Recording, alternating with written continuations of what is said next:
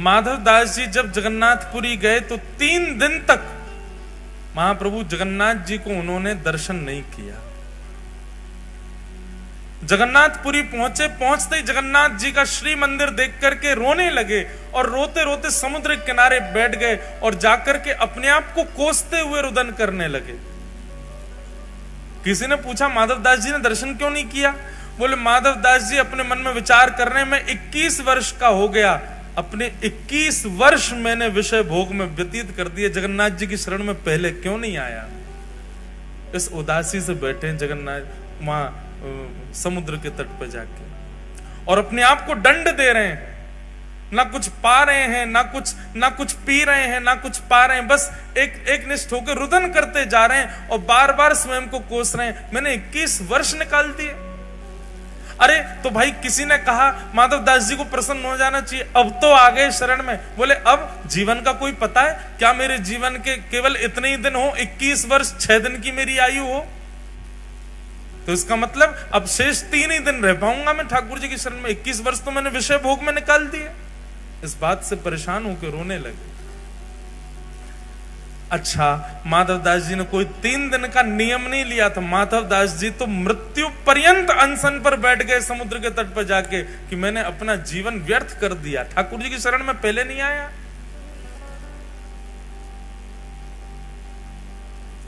तीन दिन बाद महाप्रभु जगन्नाथ जी ब्रह्मवेदी पर बैठे हैं, महाप्रसाद सामने रखा है, लक्ष्मी मैया हाथ जोड़ करके खड़ी हैं, ठाकुर जी से कह रही हैं नाथ भोग आरोग। जगन्नाथ प्रभु कह रहे हैं देवी इच्छा नहीं हो रही। क्यों? आप तो जगन्नाथ हो, आप तो प्रसाद देखते ही महाराज हाथ लंबे कर लेते हो, दूर दूर से पाने लग जाते हो, और आज आपको इच्छा नहीं हो रही, क्या बात है? महाप्रभु जी कहते हैं एक मेरा भक्त सब छोड़ के आ गया, सब त्याग करके आया, त्याग करके मेरे शरण में आया है, लेकिन इस बात की ग्लानि में बैठा है कि इतने वर्ष मैंने क्यों संसार में विषय भोग भोगे। और वो भूखा प्यासा 3 दिन से पुरी में समुद्र के तट पर बैठा है। मुझे उसकी याद आ रही है, मुझे भूख नहीं लग रही है, तुम कुछ करो, उसके पास प्रसाद भिजवाओ, वो पाएगा तब मैं प्रसन्न होऊंगा। लक्ष्मी जी ने स्वर्ण के थाल में महाप्रसाद को, जबकि थाल में कभी महाप्रसाद नहीं पाया जाता।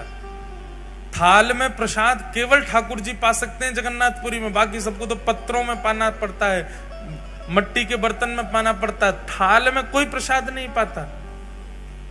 लेकिन सन्मुख का थाल जिसमें महाप्रभु जगन्नाथ भोग लगाते हैं, वही थाल जगन्नाथ जी के अधुरामृत से युक्त थाल एक बालक का रूप धारण करके माधवदास जी के पास ले जाया गया और माधवदास जी के पास रख करके कहा, बोले कि आप ही माधवदास हैं? स्वर सुनकर के बोले हाँ जी मैं ही हूं। बोले श्री ठाकुर जी ने आपके लिए प्रसाद भेजा है मंदिर से, पा लीजिए। माधवदास जी तो महाराज प्रसाद देखने में व्यस्त हो गए, बालक अंतर ध्यान हो गया, प्रसाद देख करके इतने प्रसन्न हो गए, बोले ठाकुर जी ने प्रसाद भेजा, तुरंत प्रसाद पा लिया।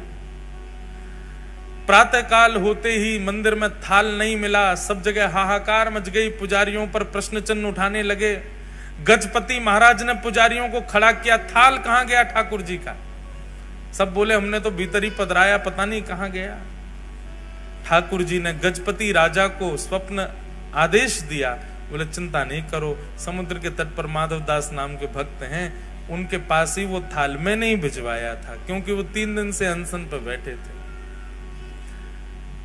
ये खबर सुनते ही सब पुजारियों सहित गजपति राजा गए और समुद्र तट पर देखा माधवदास जी बैठे प्रसन्न मुद्रा में, स्वर्ण का थाल रखा है, प्रसाद पा चुके हैं। सबने जाके दंडवत किया और कहा महाराज आप दर्शन के लिए चलो। समस्त पुजारी और गजपति राजा माधवदास जी को लेकर के मंदिर में जैसे ही गए, मंदिर में माधवदास जी के प्रवेश करते ही ब्रह्मवेदी पर बैठे श्री जगन्नाथ झूमने लगे, ऐसे आनंदित होने लगे माधवदास को देख के। तो ठाकुर जी झूमने लगे माधव दास को और जैसे ही झूमने लगे सब पंडा पुजारी जय जयकार करने लगे, हरि हरि बोलो, हरि हरि बोलो। महाप्रभु प्रसन्न हो गए माधव दास को देख करके। माधव दास जी ने प्रथम दर्शन किया श्री जगन्नाथ जी का।